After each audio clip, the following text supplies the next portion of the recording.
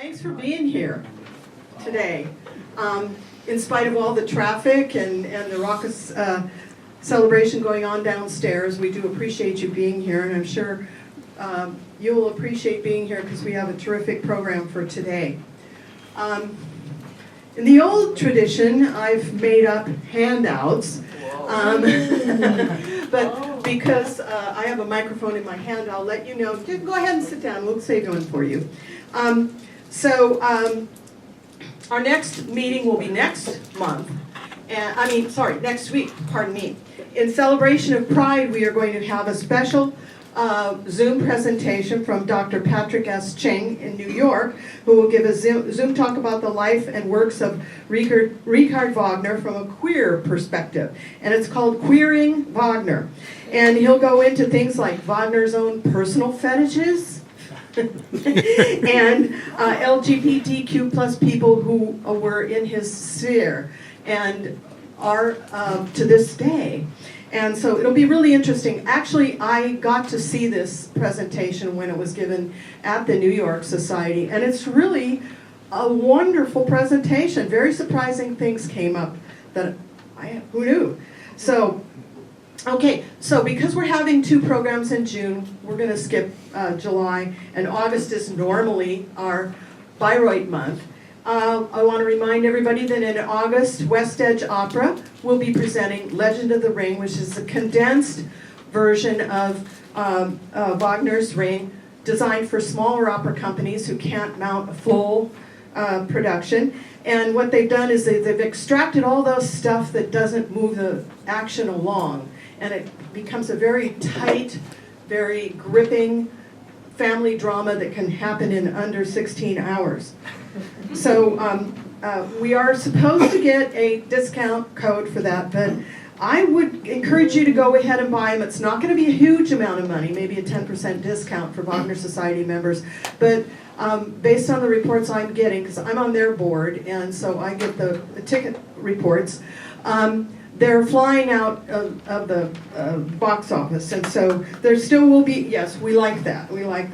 But they're flying out of the box office, so go ahead and get them, or you can wait until about mid-month was my pushback date. The performance dates are August 4, 7, and 17. In September, we will have Simon Williams, who will talk about Tristan und Isolde, Wagner's most subversive opera.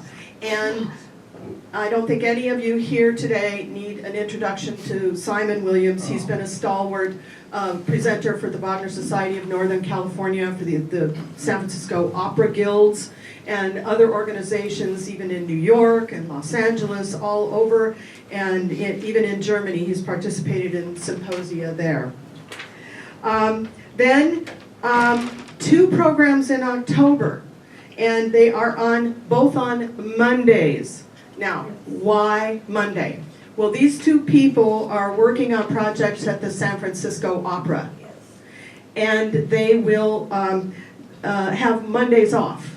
So, because they're working at San Francisco Opera, we moved the programs to be held at the Green Room in the Veterans Memorial Building down next door to the Opera House. The Green Room is on the second floor there. We have October 14th, internationally renowned director Paul Curran, who will be directing the Tristan and Isolde, which will be presented in San Francisco Opera this fall. Then on Monday, October 28th, and both of these are at 7 o'clock p.m. These are the two Monday programs. We will have the Houston Grand Opera artistic director Francesca Zambello, who will talk about her Tannhäuser production, which will be presented in Houston early next year. So those are two dates to mark on the calendar. This should be extremely interesting. Both of these directors reached out to us to help promote their projects. So I feel, and I think the Wagner Society should feel very honored. Please close the door quietly. Okay, someone's out there. Okay. That door bangs, so if you have to go, answer a call of nature or something like that, close the door quietly behind you, otherwise it kabangs. Okay, so those are the two ones in October.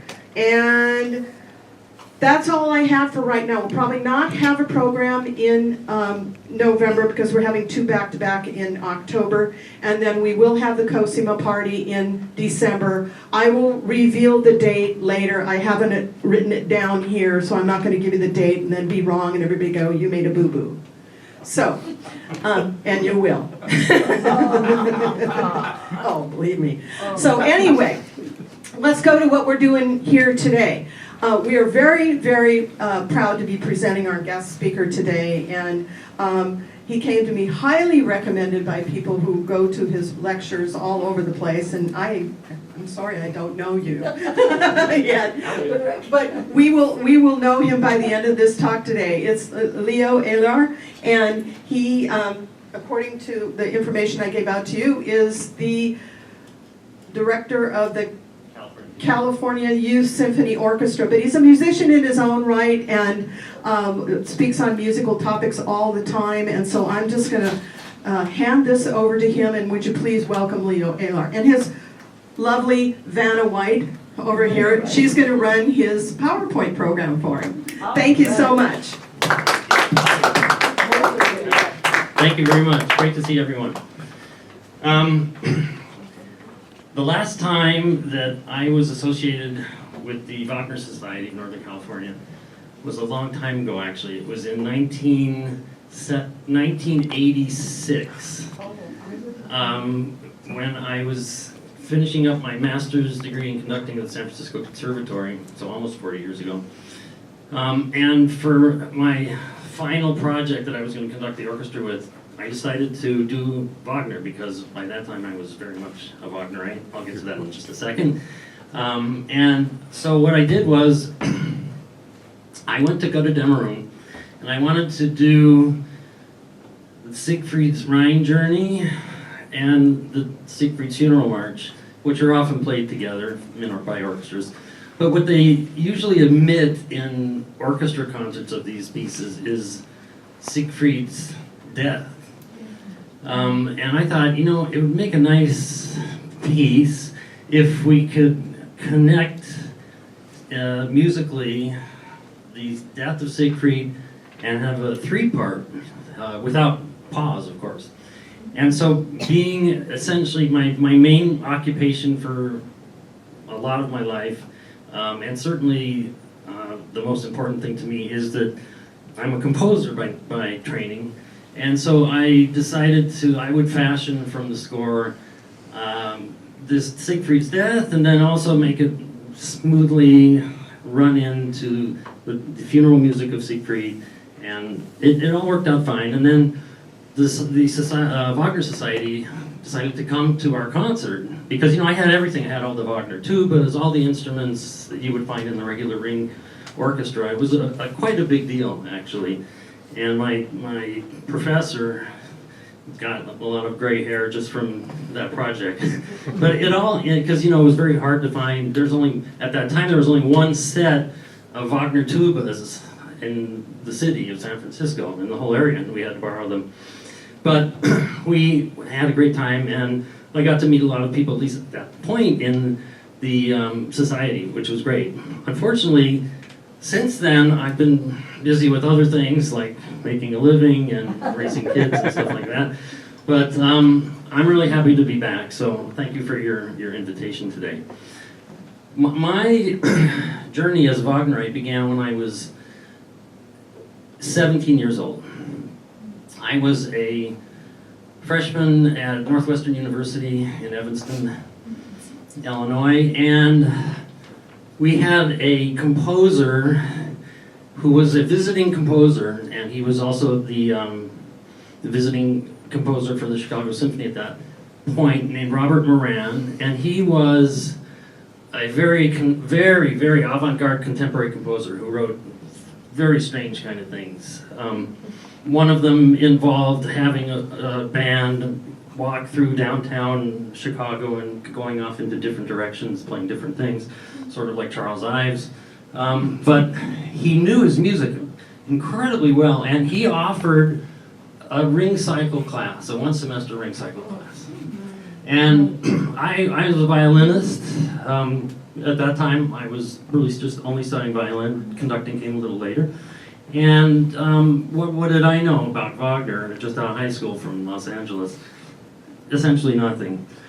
And that class forever changed my whole life, really. Certainly my feelings about Wagner. And from that point on, I was hooked. A nice Jewish boy like myself was hooked on Wagner, and it has never stopped. So I had the great fortune to be able to play in the Seattle Symphony. My first job right out of college was to get into the first violin section of the Seattle Symphony. And you might know, of course, that the Seattle Symphony at that time, I don't know, well, they still do Wagner, but at that time they did the ring cycle every single summer, 2 cycles every summer, the Seattle Opera and the Seattle Symphony. And that was the only place outside of Bayreuth in the world that did that, consecutive years always. So I had the good fortune to play numerous ring cycles during my time in the symphony in Seattle. And let me tell you, that is another life-changing experience when you have to sit down there in the pit for actually 3 cycles, because there's a full dress rehearsal of everything as well, and then cycle 1 and cycle 2. And, you know, everyone in the orchestra had tendonitis, of course, afterwards, and I mean, it's a brutal thing. We made a lot of money because there's a lot of overtime with these long operas, so they were happy about that. And it was an incredible experience that very few orchestral players in this country have. I mean, it just doesn't happen like that in any other opera companies. So that further fueled my love for Wagner. And so then I had been teaching. I retired from university teaching a number of years ago, about 5 or 6 years ago, after 30 years at Cal State Sacramento. And before that, I taught at the conservatory for 2 years. And I even taught my first Wagner graduate class on the ring at the conservatory, while I was still a student, actually. So if you go to the next slide, I had one class I did. This is not in the curriculum of the school. This was imagine 30 weeks, once a week, so a fall semester and spring semester, 30 weeks, 2.5 hours every Tuesday night, just going through the ring cycle.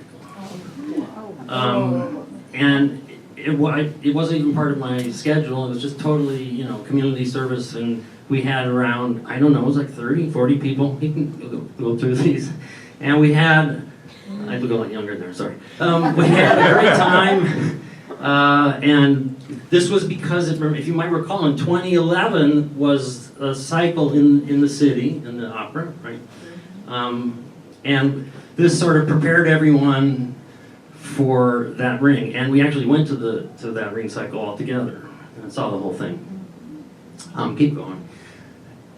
Okay, that's a little silly one. That's my wife, and then we'll go to Franz Liszt. Okay, so my love for Wagner has never diminished, and I have studied his works for almost 40 years and taught about them, played them, conducted them. I'm primarily a conductor now for the last 35 years. And it's always a pleasure to be able to talk about it. So let's dig right in. What we're going to talk about is Wagner in France, and in particular, what he got from France, and what happened after his death, and even before his death, but certainly after his death, especially in the late 1880s and into the 1890s in France with French composers, the incredible influence on French music, and then the sort of the reaction, the backlash against that, which really only came to its highest point in the work of Claude Debussy. And Debussy is really the ultimate Wagnerite. So we want to know what happened in Paris when Wagner went there. So Richard Wagner I'm just going to say Richard, even though I do speak German, spent from September 1839 until April 1842, so 2.5 years, basically 30 months in Paris. When he was quite young, of course, at that time, in his late 20s. And he had gone to Paris. If you've read about Wagner, you know that he basically escaped from his creditors in Riga, or Königsberg, now it's called Riga. And if you read his autobiography, Mein Leben, which you have to be very careful with, but if you do read it, he tells a wonderful story about how that happened and how he and his wife, first wife, Minna, had to basically be transported across the border, because that was Russia then, of course, across the border, worried about Cossacks shooting at them with a gigantic Newfoundland dog called Robber, and then they were in a carriage which turned over and threw his wife from the carriage, which was supposedly one of the reasons why that she was never able to have children. There's a lot of interesting things here, but the main thing is he made it. He got across the border, and he got on a ship, a boat to England. And the rough journey there is basically the inspiration for The Flying Dutchman. And then from England, he went to France, and he wound up in Paris in September 1839. Paris, why Paris? Paris was the center of the musical world, especially for opera, the Paris Opera. All composers who really wanted to make it in opera really had to have their sights at that time set on Paris. So Rossini, for instance, and Donizetti, the Italians had to. Carl Maria von Weber really wanted to have Paris be an important stop on his career. And of course, Wagner felt the same way, because he was interested in writing dramatic music, operas. And he had one in his pocket that was almost done, and he would really wanted to have it performed in Paris, and this would make his career, because his career up to this time was really not going all that well. And that opera, of course, is Rienzi. Rienzi. Now, what we want to think about is what he learned. He learned an awful lot in Paris. And the music that we know of Wagner simply would not exist today had he not gone to Paris and had he not made acquaintance with a certain number of composers at that time. Now let's ask ourselves first, what was his music like when he came to Paris? What was he writing? What does his music sound like when he was 26 years old? Well, let's go to our first example on Society 1. Das Liebesverbot. Do we all know it? Great. It's a wonderful, well, the orchestral, the overture is a wonderful piece of music. It's not played all that much. Certainly the opera is not played very much at all, generally. Yeah. Pocket opera did it. Pocket A opera. couple of weeks ago. I mean, a couple of years ago. A couple of years ago? Yep. No Love Allowed, Donald Pippin. Of course. Mm-hmm. Yeah, no, there's a great music in it, but we won't find much Wagner, certainly not the late Wagner. Let's listen to just 3 little aspects of it. Here's the opening.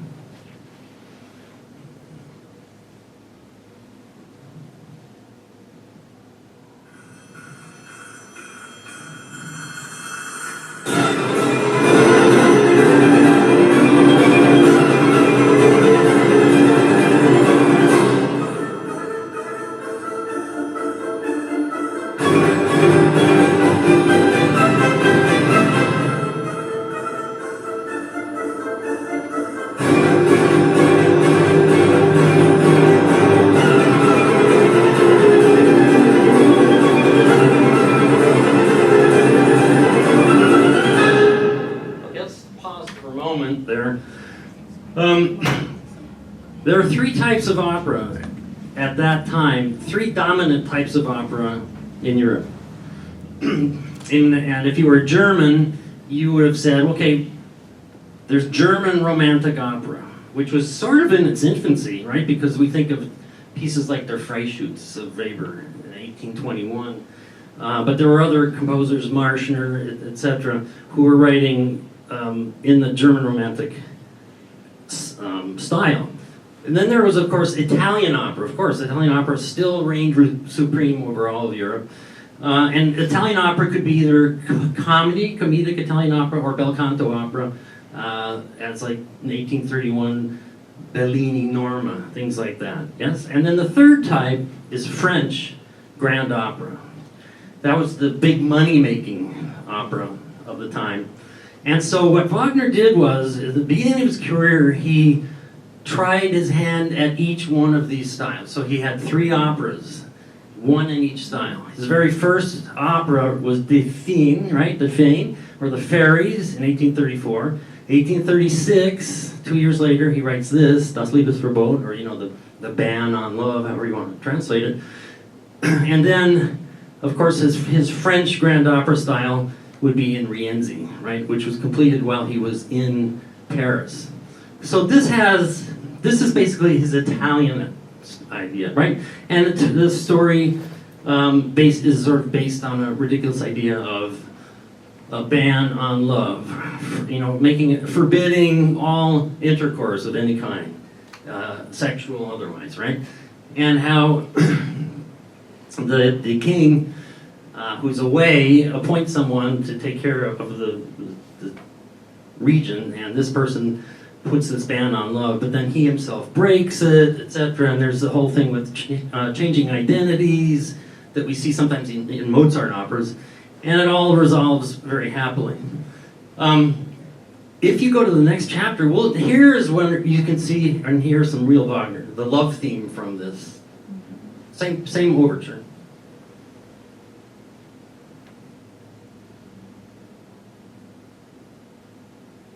See if you think this sounds a little more like Wagner.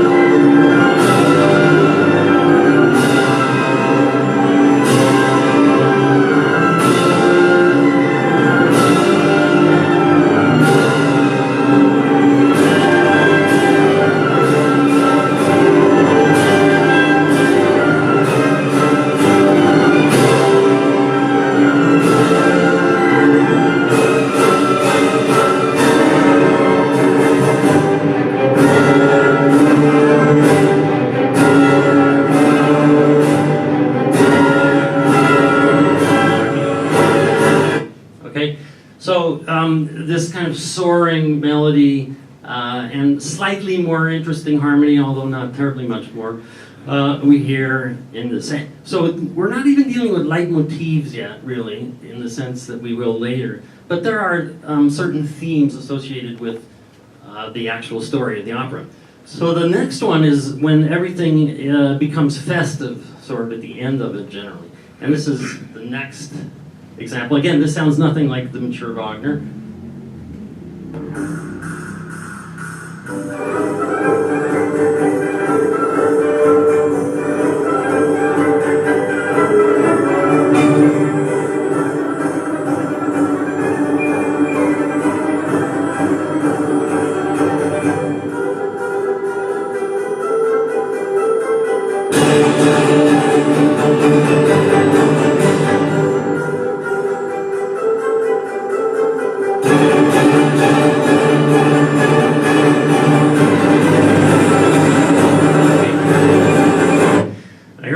Trivia question for you. You're hearing maracas being played. The next time he uses maracas would be in what opera?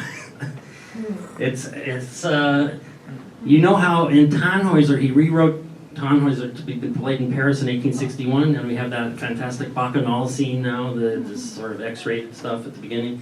He uses in that Bacchanal, he uses maracas. And that's the only other time. Okay, so Paris, he gets into Paris. And I want to read to you what he wrote to King Ludwig many years later, because King Ludwig of Bavaria, of course, was his patron, saved his whole career. And he wanted to know, like, all aspects of what Wagner was doing. Where were you here? What did you do here? And when he asked him about Paris, Wagner wrote the following in a letter to King Ludwig. He says, "Paris occupied so important a place in the development of my relations with the outside world that whenever I think of such things, I invariably find myself remembering my experiences there in Paris. And there I was able to grasp at once things which at wayside stations I would have perhaps taken a lifetime to learn." Right, so he realizes that his time in Paris was very critical to his development as a composer, which we'll look at right now. Now, what did he experience in Paris besides incredible poverty, being in debtor's prison, you know, even though it was only for a few days, and marriage problems, which would occupy him for the rest of his life, essentially, and artistic failure. I mean, he didn't have anything big performed in Paris. So, you know, later in life, he could actually loathe the French, to the point where in the Franco-Prussian War, he suggested that Paris should be burned to the ground, and he wrote about that. That didn't make him a lot of friends in France, of course, but the composers in France didn't care about that. All they cared about was his music, and you'll see what happened there. So he came into contact with 4 or 5 people who had a major influence on him, and he would not be the Wagner he is if these people did not happen. So if we go back to our slides, if you don't mind. Of course, there's Liszt, the most famous musician, even at that time, the most famous musician in all of Europe, incredible pianist and composer, who, you know, you could spend 10 lectures on all the things that Liszt gave to Wagner to make his music what it sounds like, and we'll play a few of them. You'll see, it's just like lifting music right out of Liszt. The next one would be Meyerbeer, and that was really, really very important. One of the main reasons he went to Paris. Meyerbeer was a Jew, born Jakob Lieben Meyerbeer, and although he spent a lot of his life in Paris, and he was the main composer and proponent of French grand opera. And his French operas were the smash successes, the blockbusters of the 1830s and into the 1840s. Robert the Devil, Robert le Diable, right, and Les Huguenots. All kinds of 5-hour spectacles that Wagner knew every note of these operas. And Meyerbeer actually really tried very hard to help Wagner out. And as a matter of fact, Wagner's success in 1842, when Rienzi was, you know, given permission to be played in Dresden, but not in Paris, that's where her first performance was, really came through Meyerbeer. So this guy had the connections to everywhere, like tentacles all over Europe. And his good word made Wagner's success happen. Now, given the nature of Wagner, was he thankful for that? No, right? And it's not just because he was a Jew. It's because he felt, Wagner felt very inferior somehow to him, and he could never take another man's success, whether it was Mendelssohn, whether it was Berlioz, even to a certain extent, or Meyerbeer. But the next one is really the most important in terms of what musically Wagner got. Berlioz. You simply cannot understand any Wagner without looking very, very closely at Berlioz. And I'll get into that right now. Let's take another look, though, at the next one, because maybe you wouldn't think so, but definitely Chopin. And here we find, of course, Chopin didn't write for the orchestra, except for these concertos, piano concertos, and they're terrible to play in an orchestra. I played them all, you know, all 2 of them, and all the other things that He writes, if you're sitting in an orchestra and playing a Chopin piano concerto, you're falling asleep because there's absolutely nothing to play. If you're playing the piano part, it's a great piece, both of them, 1 and 2, and then all the other concert works that he has for orchestra. But his harmony is what makes Chopin so interesting, and what many composers, including Liszt, gathered and carefully studied from him. Okay, so I want to read you one last thing before we're going to get deeply into all this music. Wagner in his time in Paris, he made a living through writing more than composing. So he would write reviews of concerts, and they would get published in Germany and German-speaking lands. He also made arrangements of music. Publisher would send him something and said, can you arrange this for 8 guitars or something, an aria from a Donizetti opera. And he made money like that. And the truth of the matter is that his life, while difficult and, he was certainly not making a lot of money, he overdoes it. A lot of authors on Wagner think he overdoes it in his autobiography. And so we're always led to believe that, he was wearing tattered clothes for 30 months and had no bread on the table. It's not exactly like that. But remember who he wrote his memoirs, Mein Leben, for. He wrote that for King Ludwig. And so he wanted to put the worst possible spin on his life until he met Ludwig. He was also writing them for Cosima as well. At least part of it. Okay, he wrote stories too. And he was a good writer. And one of them he wrote is called An End in Paris. An End in Paris, a short story. And here's what happens. An enthusiastic young German composer, only called R, is convinced that he will find fame as an opera composer in Paris, but gradually falls victim to disillusionment, poverty, and consumption. His beautiful Newfoundland dog deserts him for a new master, the horn-playing Englishman. So the hero of the story dies, affirming his artistic credo, and he is buried by 3 faithful friends, the narrator, a philologist, and a painter. These were actually his 3 friends. Keats was one of them, Samuel Ayres. This is sort of almost like a La Boheme situation. The 3, they were all dirt poor, and then he was, of course, had his wife. So he leaves only to the world his debts, Wagner, and a beautiful dog, which returns to mourn beside his grave. The dog didn't find him, but it found his grave. He really embellished a lot on just how awful it was in Paris. Okay, let's consider Berlioz.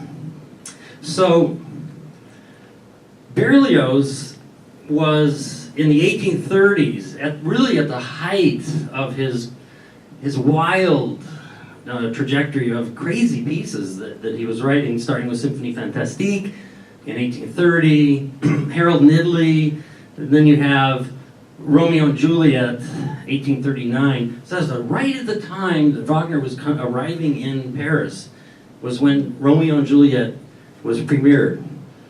And Wagner was absolutely stunned. He never heard anything like Berlioz. So I have to read you this little section from Mein Leben because it's really very telling. He says, this is straight out of his autobiography. In Paris, I tried to get to know Berlioz more intimately. His great orchestral works, which I had heard during the previous winter under his baton, had made a tremendously exciting impression on me. During that winter of 1839-40, he had conducted 3 performances of his new Romeo and Juliet symphony, one of which I had attended. This was a completely new world for me, in which I had to try to find my way in an unprejudiced manner commensurate with these impressions. At first, it was the impact of orchestral virtuosity, such as I had never before dreamed of, that nearly overwhelmed me. The fantastic boldness and sharp precision with which the most audacious orchestral combinations pressed upon me tangibly and overawed my own musical sensibility and drove it with irresistible force back into my innermost being. I was all ears for things I had until then had no conception of being.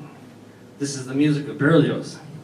And then the one that's always quoted, he said, "There is no question that at this time I felt myself a mere schoolboy besides Berlioz." Something that he could never say, really for the whole life. He wouldn't say that. And he wrote this. I mean, this is for the whole world to see. So there's something here. Clearly there's something here. So let's listen to a little bit of Berlioz here. In particular, from Romeo and Juliet. But let's start actually with Roman Carnival. Written in 1843, but the music actually came from his Benvenuto Cellini opera, which was in the 1830s, 1836. So we're talking about music that he would probably have heard parts of. But I just want you to, you may know the work, I hope we all do, but just consider at the end of this piece the sheer brilliance, long before we see the brilliance of Wagner's orchestration. Okay? This is Mung Ya Chung.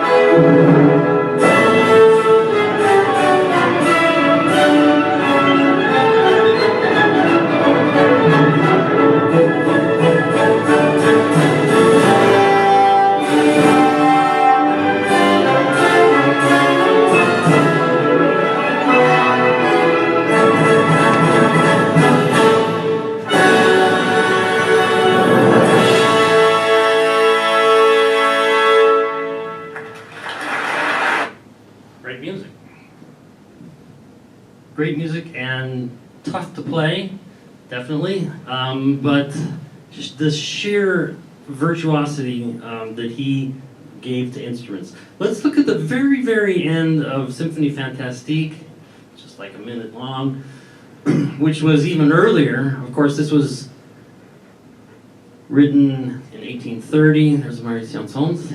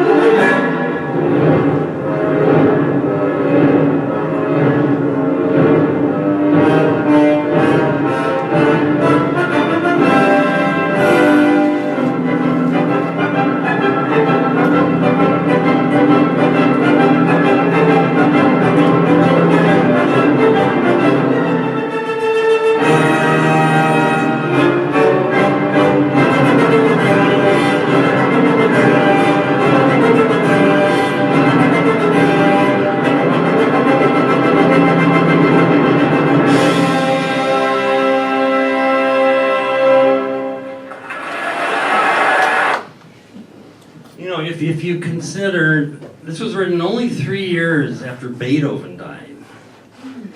And it was really one of the most astonishing things in the history of music, Symphonie Fantastique. And imagine yourself, if you're Wagner, sitting in an audience in 1839, 1840, listening to this. This was played quite often. You must have just been, aghast and agog over what you were hearing.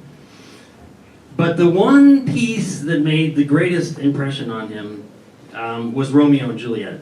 And that had a tremendous effect on his career. So I'm going to play you a few excerpts here, and this is a big piece of music. So it's called a dramatic symphony. So Berlioz wrote 4 symphonies, but they're not symphony 1, 2, 3, 4. Each one is a whole separate world and a separate item. For instance, first symphony is the Symphonie Fantastique. Second symphony is Harold in Italy for viola and orchestra. Okay, and it's sort of a viola concerto, although the viola stands there doing nothing for most of the whole piece. The third one is Romeo and Juliet, 1839, a dramatic symphony that lasts 2 hours, longer than any Mahler symphony, 2 hours, and requires a gigantic orchestra, vocal soloist, choir, etc.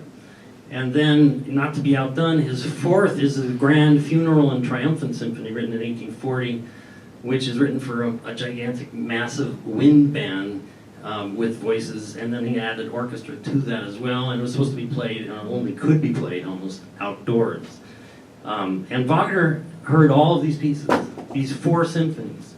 They're called symphonies, Fantastic Symphony, Symphony for viola and orchestra, a dramatic symphony, Romeo and Juliet, and a funeral symphony. But this is the most important, and probably Berlioz's greatest work, if we don't count like the operas, okay, the Trojans and things like that. Let's listen to the beginning. So here are the Montagues and Capulets fighting each other. Right, starts right with that, and it's a bit of a struggle. Have a listen.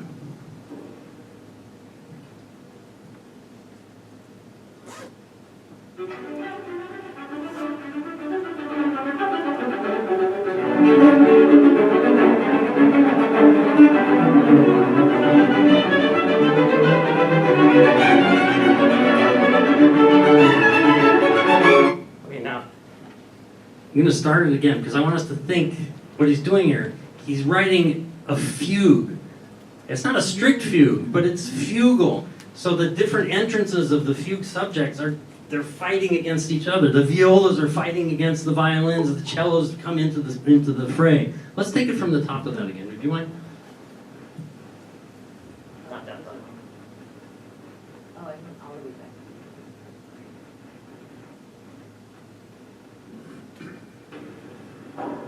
This is Daniel Gatti, French. Break it up.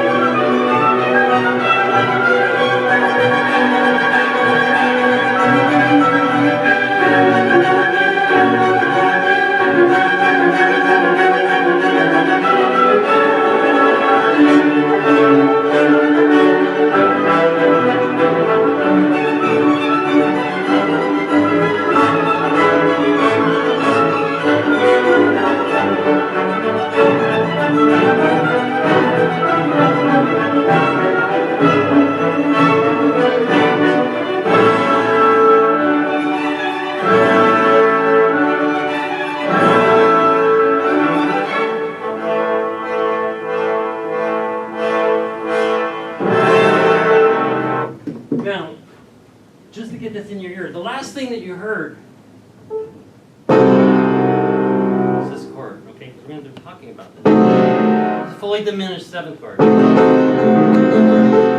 This is the most important chord, really, of the early 19th century, if you're trying to be expressive and depict things that are scary, frightening, troubling, etc. And we'll find a lot of that. But that's going to change when we get to Tristan and Isolde. Right, this chord, whoa, I gotta not get so excited. This chord is going to turn into this chord. Or this one, same thing.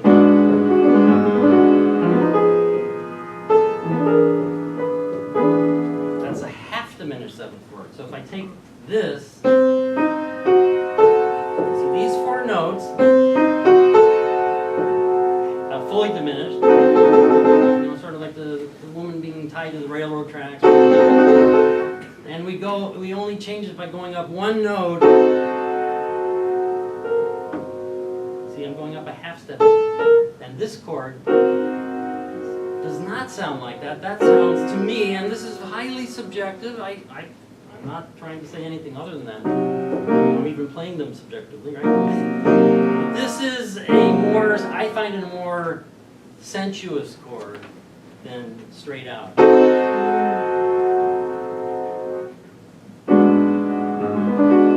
I can now go down from here. This one has a different feeling. Something bad could be happening. This one, it's hard to know really what's happening, right?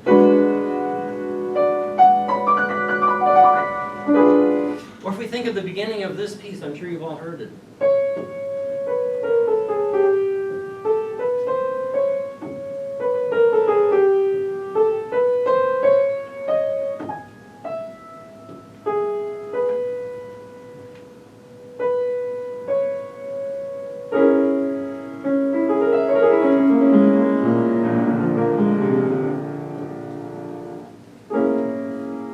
That's a Wagner chord. That is Tristan. But in Debussy, it doesn't sound like Wagner, right? It doesn't sound like Wagner because it holds a different kind of, how you get into it, how you get out of it, which we'll get into. Okay? This goes till 7 o'clock, right?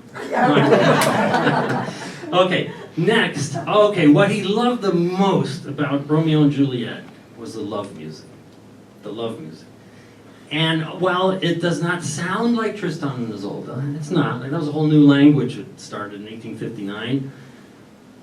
Tristan and Isolde owes a lot to this. Let's listen to a few minutes of this. This is some of the most gorgeous music ever written as far as I'm concerned.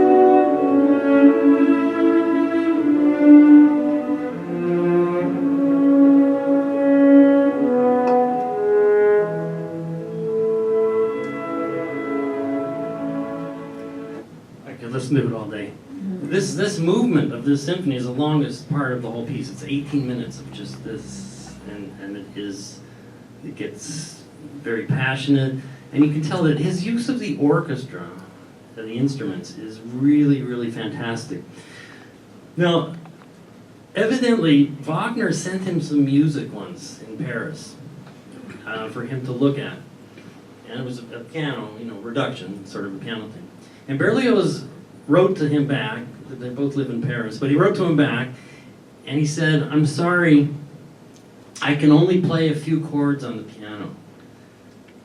And it's true, Berlioz could not play the piano really at all. He only played the flute and the guitar a little bit. And it's strange because almost all composers in history play some keyboard thing. You find that Stravinsky played, obviously Ravel, right? Beethoven, Mozart, Schubert, Mendelssohn, they all, it doesn't matter if they played some other instruments, they all played the piano. And Berlioz is really almost alone among the great composers who really could not play the piano at all. And that is why some people say he's such a great orchestrator. Because he had to think. He couldn't think at the piano, which many composers do. He had to have it all in his head, what he's going to create, and how he's going to put it together with the orchestra. And that is one reason why his orchestration is so unusual for the time, and really so transformative to many other composers. So we can ask ourselves, so what did Wagner gain from Berlioz? First of all, Berlioz extended the expressive potential of the instruments of the orchestra more than any other composer. He made the instruments do things they couldn't do before. And Wagner would carry that even farther to make it something's absolutely impossible. I remember, so in the Seattle Symphony when I played there, they played for the opera during the year as well, right? So there was no opera orchestra, it was the Seattle Symphony. So we played all kinds of operas, and I got to play Tristan and Isolde, Flying Dutchman, other ones. But there are places, so for the violin part in Tristan, has places that are absolutely impossible to play. No, I mean, Heifetz would not be able to play them. And, you sit there when you're in the pit playing this stuff, you're simply doing the best you can. Usually they occur in loud spots, so you could be playing the Tchaikovsky Violin Concerto for anything, and no one would really even know. But it's impossible. And when a harpist once, he was very famous for writing impossible harp parts. And harp you have to write very carefully because they have to change the pedals and all this stuff. You can't just write whatever you want, like for a piano. They came up to him and they said, Maestro, we don't know, how can we play this? This was from the Ring Cycle, actually, where there's 6 harps. And he said, he just sort of looked at them coldly and says, well, what do you want me to write? Right? And composers are like that. Strauss was the same way, Richard Strauss. In Salome, he wrote a violin part that goes down to an F sharp. The lowest note on a violin is a G. Yeah. Right? That's from Salome. The concertmaster went up to him and said, Herr Strauss, we don't have an F sharp on the instrument. How should we play that? And so you know what Strauss said? He said, well, what did you want me to write? A G? I couldn't write a G because it was a B minor chord. So, composers can be really, pesky at sometimes. Okay, so this virtuosic use of the orchestra and sheer brilliance would have a tremendous impact on Wagner. And his music soon, it doesn't take long, because even in The Flying Dutchman, you have tremendously difficult music to play. Okay? But let me just end Berlioz with the crazy side of Berlioz. Let's look at where Romeo goes into the tomb area of Juliet and sees what happens. So we're at the end of Romeo and Juliet. Wait, did you see that? Did you see him shuddering? He's probably nervous, or watch his face very closely.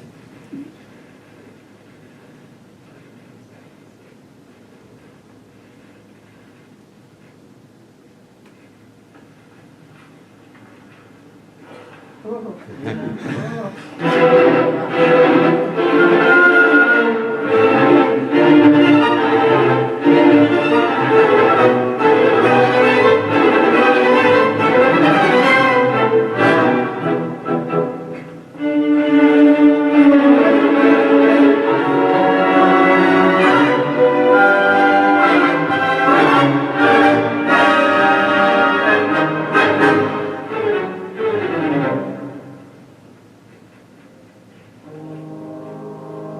Okay, now I'll go to the next track.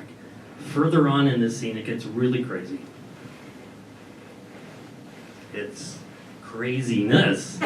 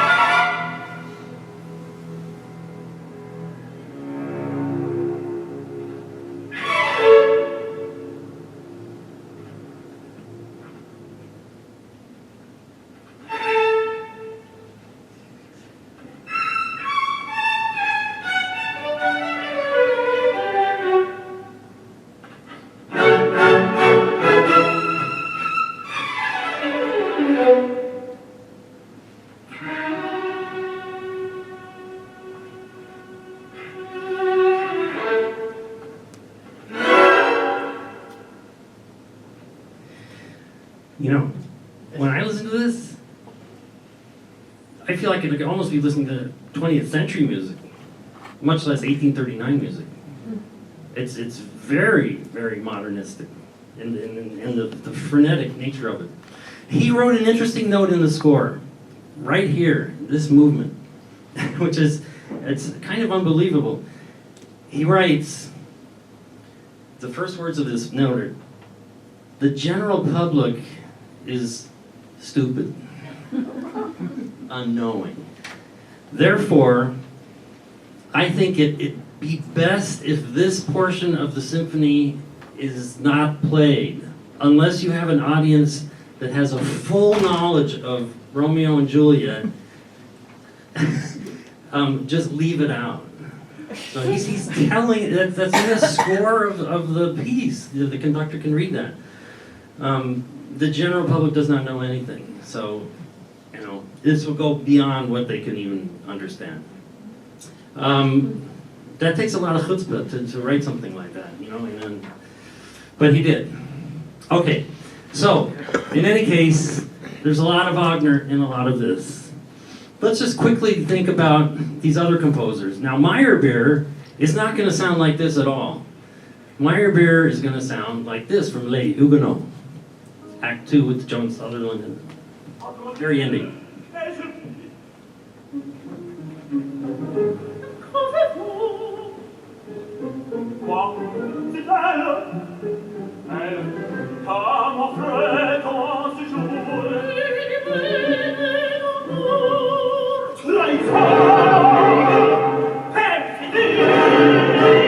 Fully diminished chord.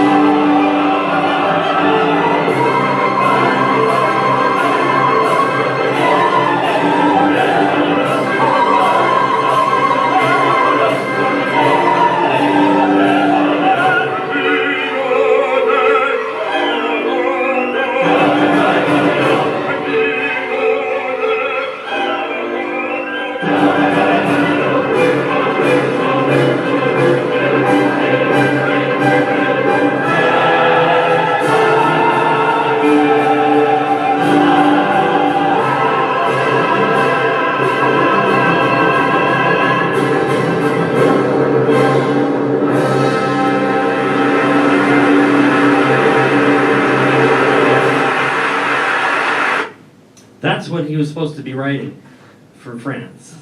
Grand opera, French grand opera. Spectacle, big massed scenes, huge choral parts, beautiful scenery, really doing it up. And that's what Rienzi was supposed to be. Now, on a different level, on a different thing altogether, let's listen very quickly to a song by Liszt, written 14 years before Tristan and Isolde.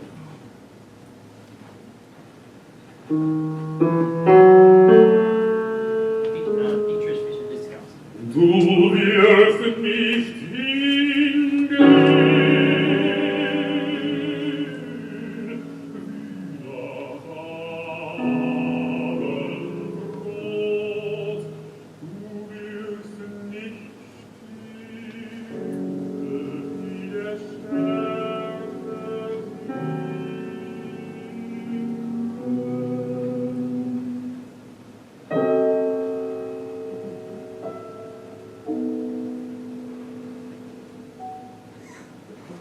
Okay, that's kind of like this, isn't it?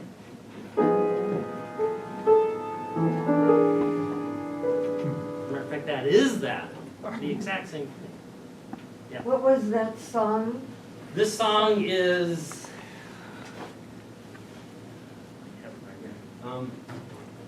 Ich möchte nicht hingehen. Ich möchte nicht hingehen. A beautiful song. And we find this passage occurring, it's a long song, I won't play it for you, it's like 8 minutes, but this passage occurs a number of times. Now, is that a mere coincidence? Unlikely. And we can find all kinds of things in Liszt. So from Liszt, what he got besides was a wife, a wife from Liszt's daughter, but his use of harmony. And when a friend of Wagner's said later in life, he passed on to someone that Wagner really steals from Liszt a lot. Wagner wrote this angry letter and saying, you know, every fool knows that my music has changed since my friendship with Franz Liszt, but it's really not right for that idiot to go blabbing it to the whole world, right? In German, it comes out better. But so, yeah, you know, and remember what happened at the first Bayreuth Festival. Who did he ask to come out on the stage at the end of the whole thing? It was not King Ludwig, he had his own private performance, of course. No, it was Liszt. Without this man, I would be nothing, essentially. So, very true. And lastly, here on this aspect, let's listen to a tiny little bit of Chopin. I'm sure we've all heard this. This will be loud.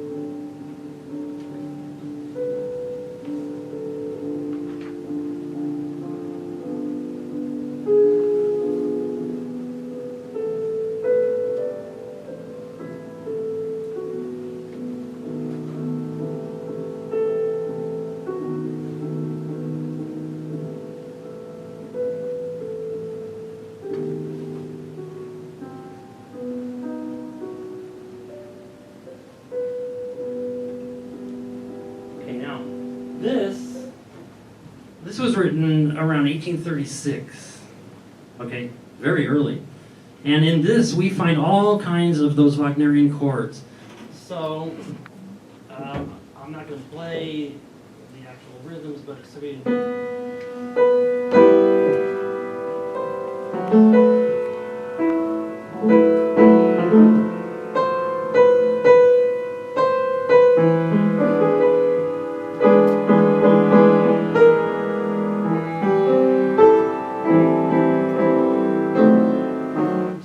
the fully diminished melodies, and then we also have a lot of chords like this.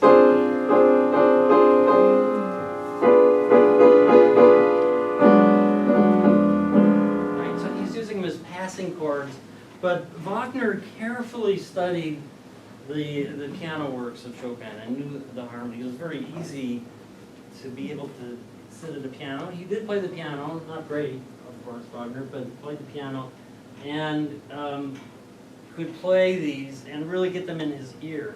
You know, if you have to just look at a score of Berlioz, even though they are all, you know, condensed into piano forehands usually, that's how people heard music back in those days.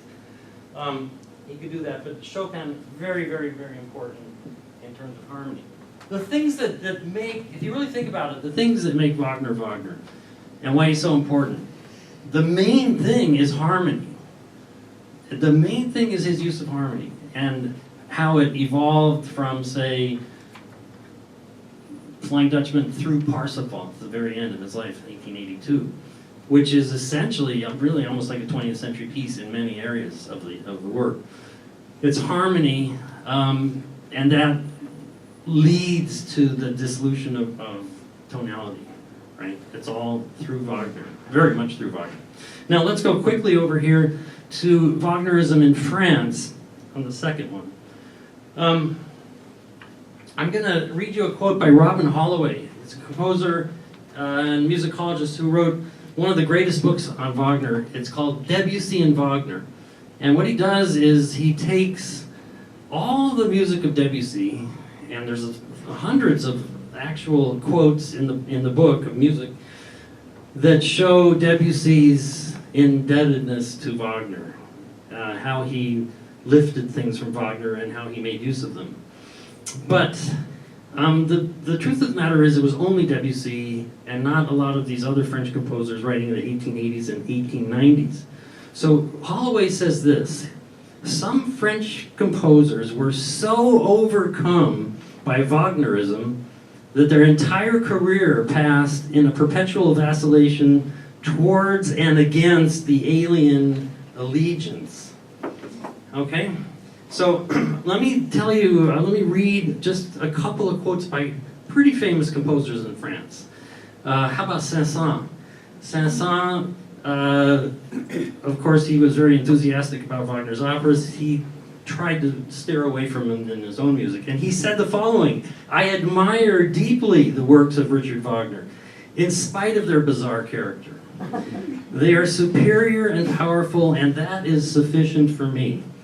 But I am not, I have never been, and I shall never be of the Wagnerian religion. Okay, that's Saint-Saëns. Well, how about Ernest Chausson, great French composer.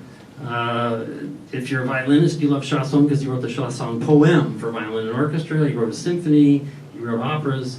And he said the following: when a genius as powerful, as dominating as Richard Wagner appears in the world, he gives off so much splendor that after him there follows a kind of darkness, hence general uncertainty, groping, attempts in all directions in order to try to escape from the crushing glory which seems to obstruct every road. That's a pretty strong statement. He also said that frightful Wagner is always blocking my path. But he also said, on Tristan, I know of no other work possessing such intensity of feeling. Okay, Chausson had one of the tragic deaths in music history by riding his bicycle down a hill and losing control of it and smashing into a brick wall and dying instantly when he was only 44 years old. Now, Duparc, writer of French songs, a lot of beautiful music, he said when he heard Tristan, "There's enough music for a century in this work. The man has left us nothing to do." Okay? Now, Debussy on Wagner. Wagner's art is impure, with its peculiar beauty and seduction. If he had been a little more human, he would have been great for all time. And he writes, Debussy, in the 1880s, so when Debussy was in his 20s, in the 1880s, I was Wagnerian to the pitch of even forgetting the simplest rules of courtesy. 1889, a delightful period when I was madly Wagnerian. It lasted from the late 80s until the middle of the 90s, gradually cooling into the more familiar disenchantment. And then, after several years of passionate pilgrimage to Bayreuth, Debussy did go many times to Bayreuth, I began to entertain doubts as to the Wagnerian formula, or rather, it seemed to me that it could serve only the particular case of Wagner's genius. However, he also said Parsifal is one of the most lovely monuments of sound ever raised to the serene glory of music. But on the other hand of that, he said that Wagner, this is the famous one, a beautiful sunset that was mistaken for a dawn. Okay? Now, let's listen to a motive that you all know if you love the Ring Cycle.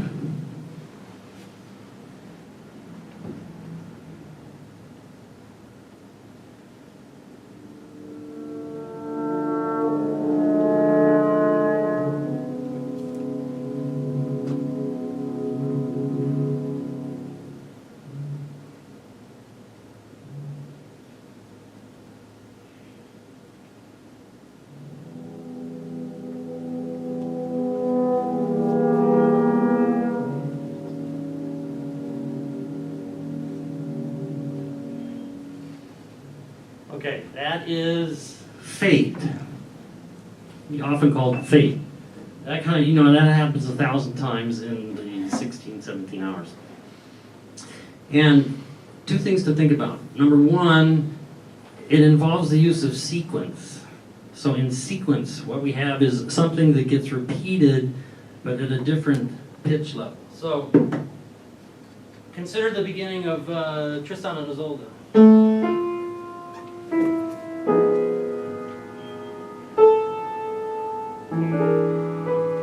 Then it goes.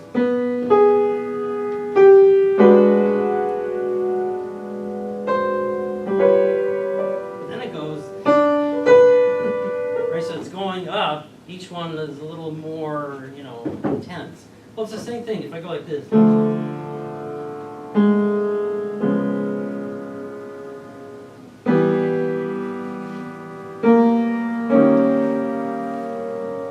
And I can keep going in that as well, right? So sequencing. Sequence in Wagner is one of the most important things for how he constructs his music and adds length to it, right? There's plenty of length, of course. Okay, so also, can we really tell what key we're in if we go like this? See, it feels like this is a minor chord. Well, it actually is a minor chord, right? D minor, going to...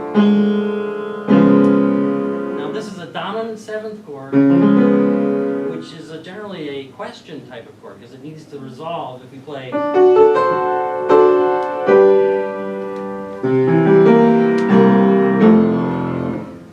So it's sort of a question. And faith, right? I mean, these are not coincidences. Faith, who knows, right? So it's a question. This, you know, all these little things in Wagner, a 2-bar thing, can have a huge influence. Consider the César Franck Symphony in D minor. Let's listen to the beginning. And remember that you just heard this. I'll not play the harmony now. Right?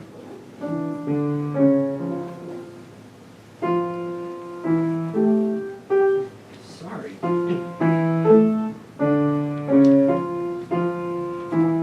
Okay, go ahead.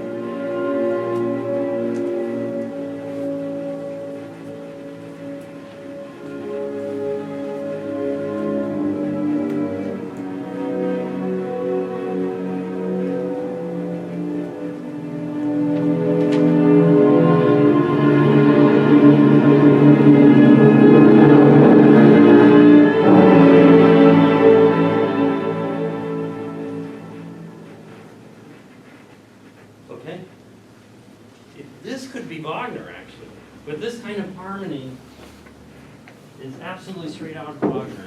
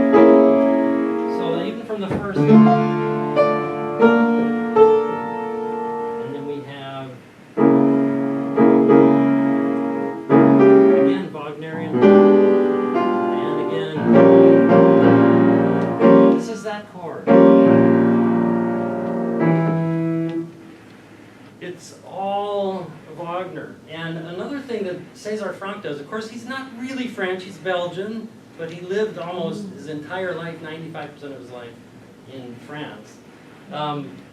He loves to modulate and go into different keys very quickly. Here, it's hard to know what key you're in, so it's very nebulous. And as a teacher, he was a very famous teacher. He taught Chausson, he taught Vincent d'Indy, he taught Chabrier. He said to his students, modulate, modulate, to his theory students. You need more modulation. Keep changing keys all the time. Okay? And then also thematic transformation is very important in Franck. So thematic transformation is the essence of all Wagner, mature Wagner, right? So you have this in the ring cycle, for instance. Right, the joy of the Rhine maidens at the beginning of Rheingold. That turns into this.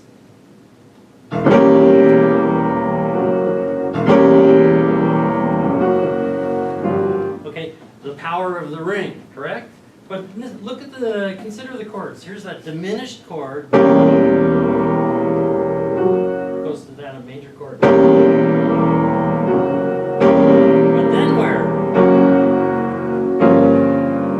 This is that half diminished seventh chord. So he combines both of these very wonderfully.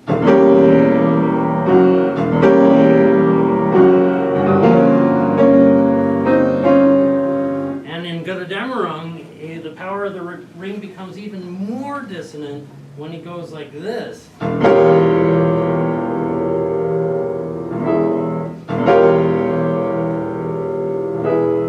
So this, that's that half diminished seventh, but underneath it I have a note that doesn't belong to any of that. That makes it very dissonant. I could have gone like this. Or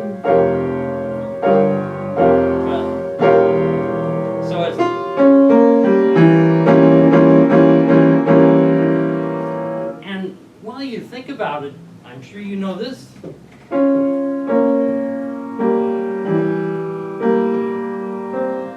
The ring itself, right? The famous.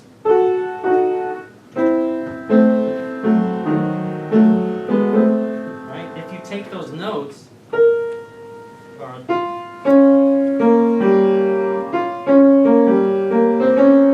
what does it outline? Half the minute, the same chord. Getting into how all these leitmotifs work is the most fascinating thing in all of Wagner, as far as I'm concerned. Because the mind that comes up with that, absolutely incredible. Go to Chausson for a minute. So César Franck absolutely was a Wagnerite.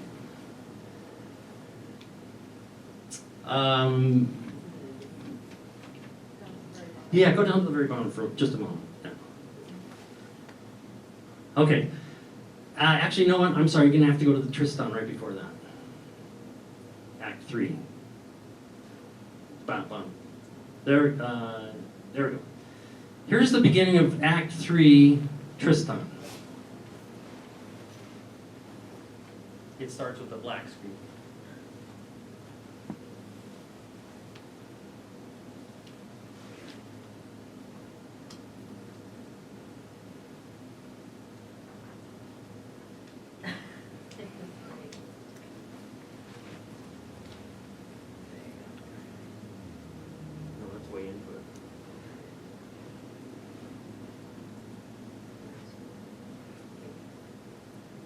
You want to go?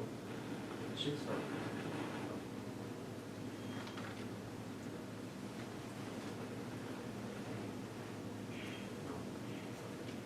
There's no sound. There's no sound. No. Oh, okay. You want to go to the folder? All right. We'll get that in just a second. So, what you it actually starts with absolute darkness in Act 3. What we're going to hear is this. If you know your Tristan.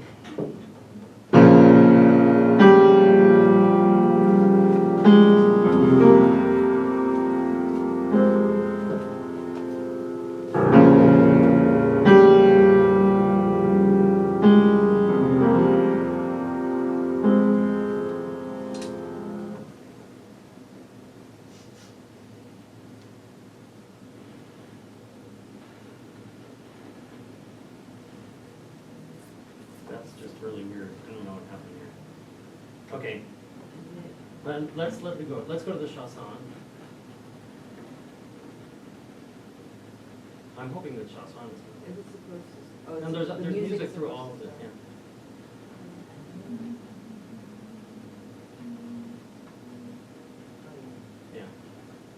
Okay, go to the next chapter.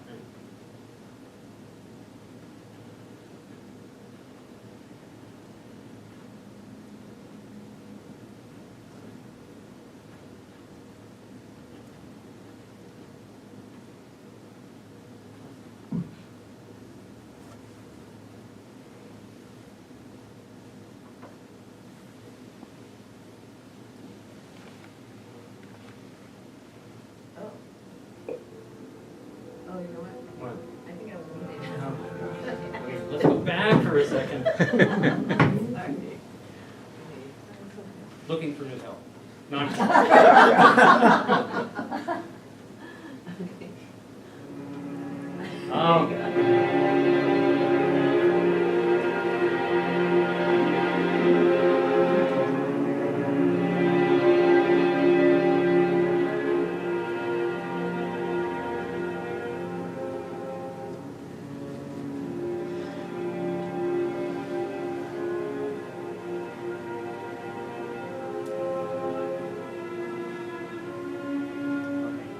Tristan's sitting on his rock out somewhere, wounded, and waiting for Isolde to come.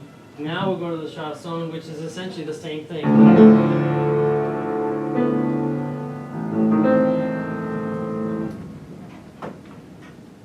This has to be lit.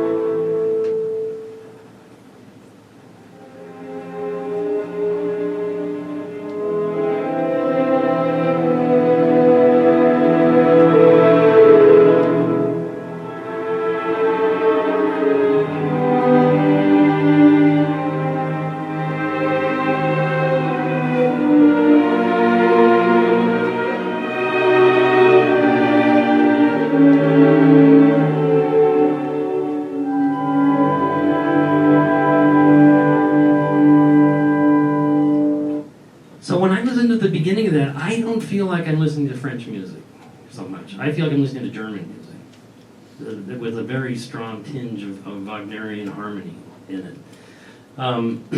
It comes right out of the third act of Tristan. Wagner's hold on harmony was so powerful over many, many, many composers that you'll find it everywhere. And they struggled against it. Debussy was really the first one to overcome it in French music. And why is this relationship so important between Debussy and Wagner? Well, because Wagner was the most important composer, certainly of 19th century, and really the father of 20th century music.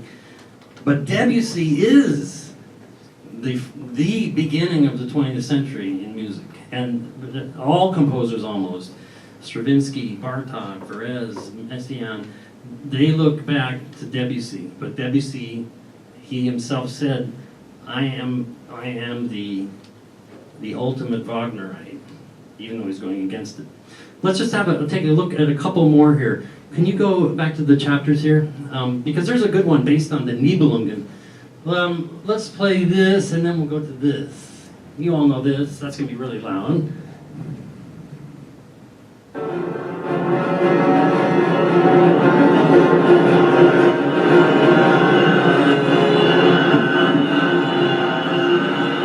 So it's mainly a rhythmic one. This piano's not very good. So we hear that in many, many moments and hours of the ring cycle, the Nibelungen, right? So, and let's listen to this is the transition scene to the second scene of Rheingold. And then we'll find something very interesting in Franck again.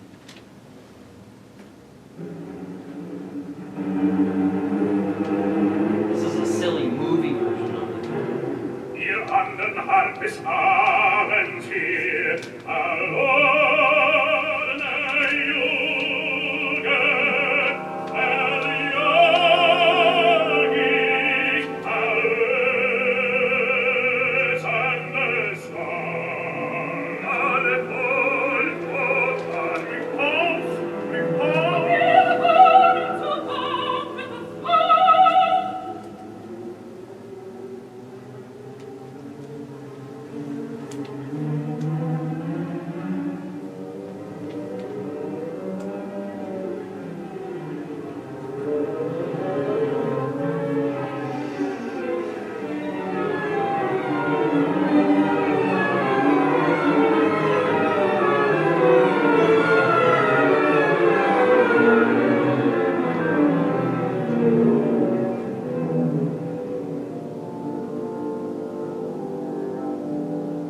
a sequence here too. It comes back higher and higher.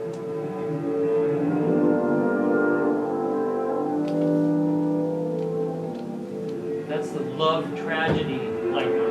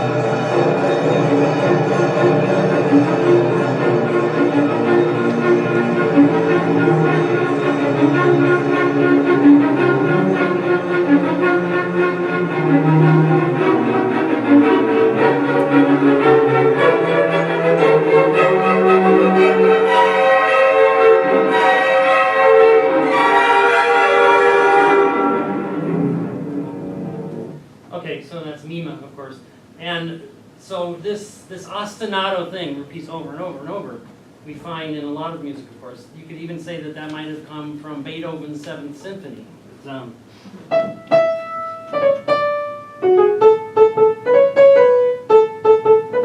That's the Scotch snap.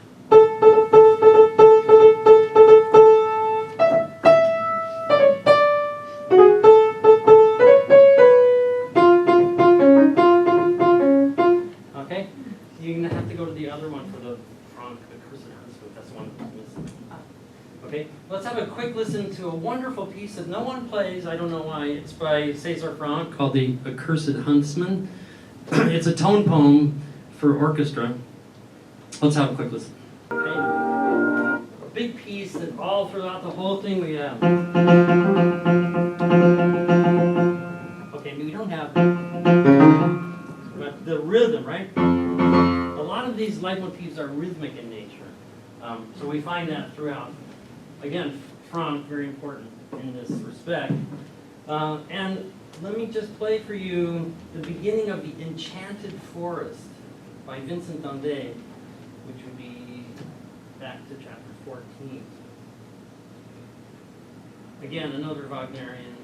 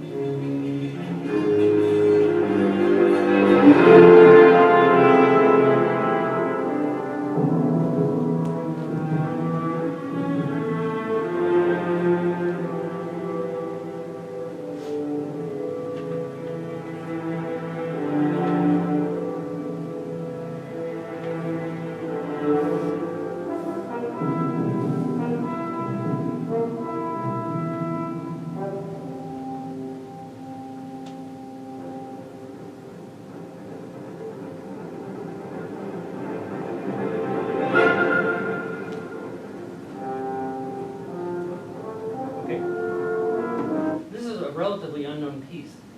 But again, it has a very German feel to the beginning. It almost feels like at the very beginning. You're just missing that last note. Very deep, subterranean type of opening. The last thing that I'll play for you, I really want you to hear this because this is special. This is special. Let's listen to Gollywog's Cakewalk by Debussy. That's going to be on the next break again.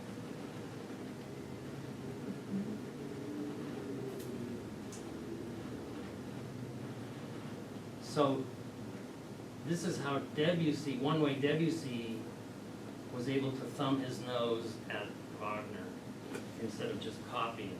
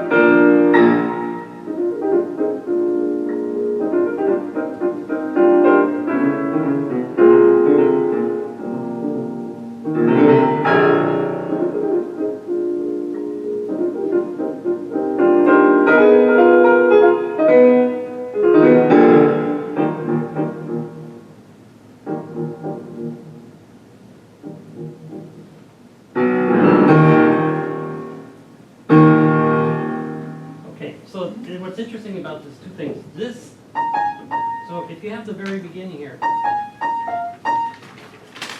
here. I'm going to play it slow.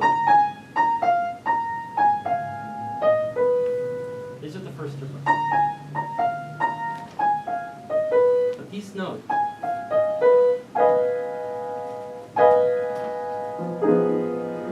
it's the same exact note.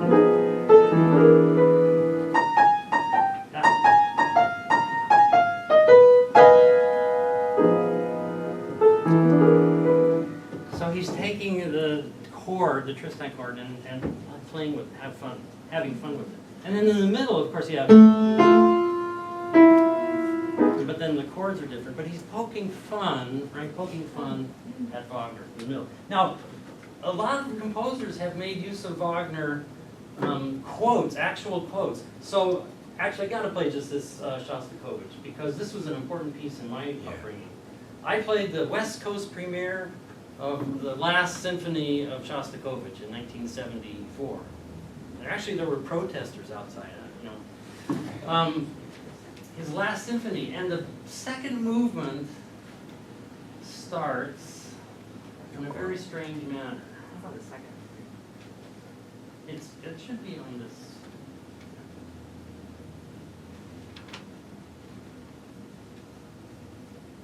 Oh, you know what? It's on the second. Sorry. Too much music.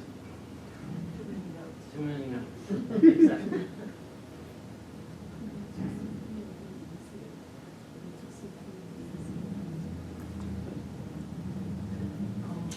There we go. Okay, the last movement actually, of the last symphony that he wrote out of all 15 symphonies starts like this.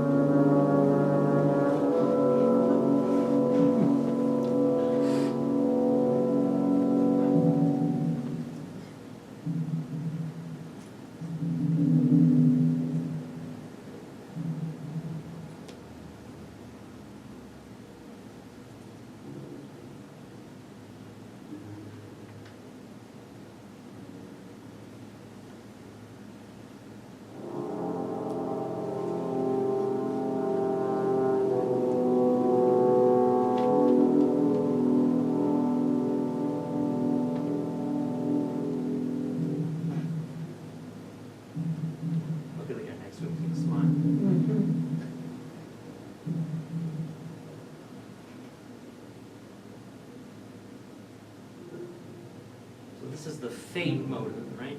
But watch what happens next. Now listen to the violins. What are they playing?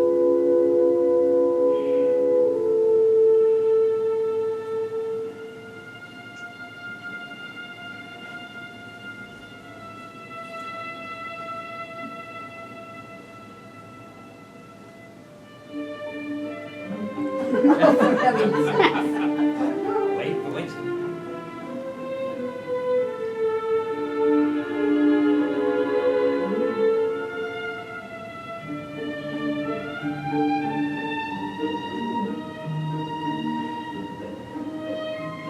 That I get tingles. You're not expecting that. It holds it forever, and then no. Very interesting. At the beginning of this movement, he quotes William Tell Overture. And there are all kinds of different quotes throughout. But it's interesting that Shostakovich, who had a difficult life, and his last symphony was very ill, written only a few years before he died, would use the leitmotif of fate and Tristan and Isolde sort of combined in some interesting way. So many composers look back to Wagner. Okay, I think we're okay for today. I'll come back and do more. Oh, absolutely. Hey, what do you think? We have him back.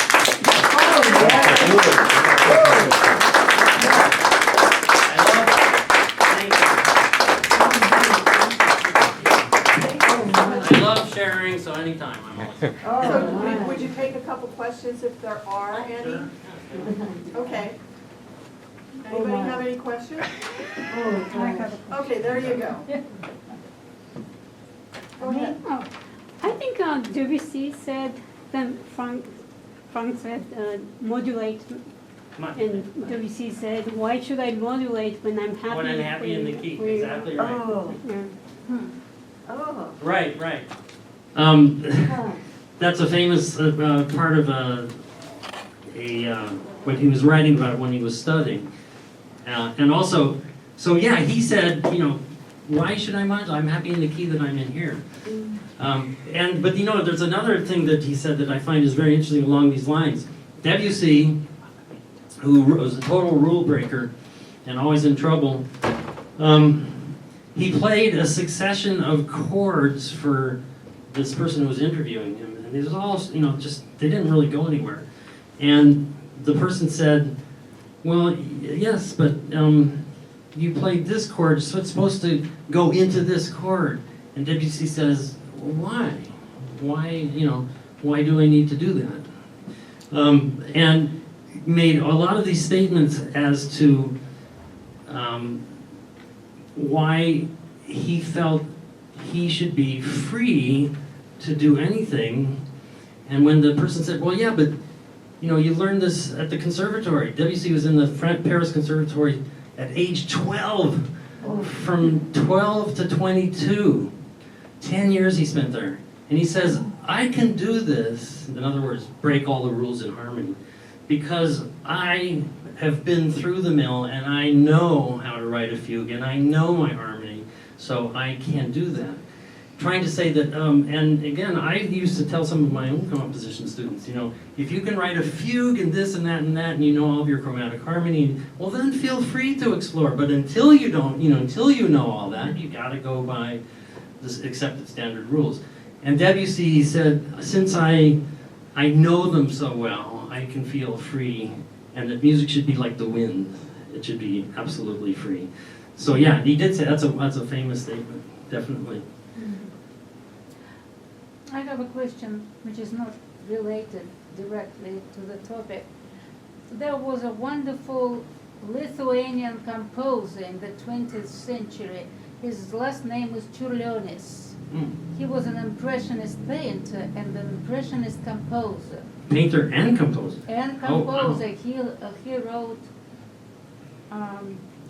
symphonic pieces like The Sea, by the way, or The Forest, which were very descriptive and very free-flowing, very actually Wagnerian. And I can't find any music of him recorded. Really? Even on YouTube? I didn't look on YouTube. Oh, we should look. Wait, can you, before you go, can you write the name down? I'd love to check it out. Yeah. I mean, you can find almost anything in the universe on YouTube. Yeah. And yeah, you really can. I'd look. So, are you Lithuanian? Close. Okay. I'm close to Lithuania. Yeah. Okay. Yeah. My grandparents were from Latvia. They escaped Latvia in 1904 by hiding on the bottom of a boat. Yeah. Any other? Yeah, I'd love to know the name so I could look it up. Yeah. Well, it's been an absolute pleasure. Yes. Yeah. Thank you. Oh, I'm sorry. Thank you. Thank you. And we'll, as they say, we'll see you at the opera. Okay. Absolutely. And so, Legend of the Ring, be sure and make it a point to go over and see it. It's going to really be wonderful. And Jonathan's been working very hard on it. So until next time, thank you for being with us today. I hope this met your expectation levels and you had a good time. And we'll certainly invite our speaker back again. So thank you very much. Thank you very much.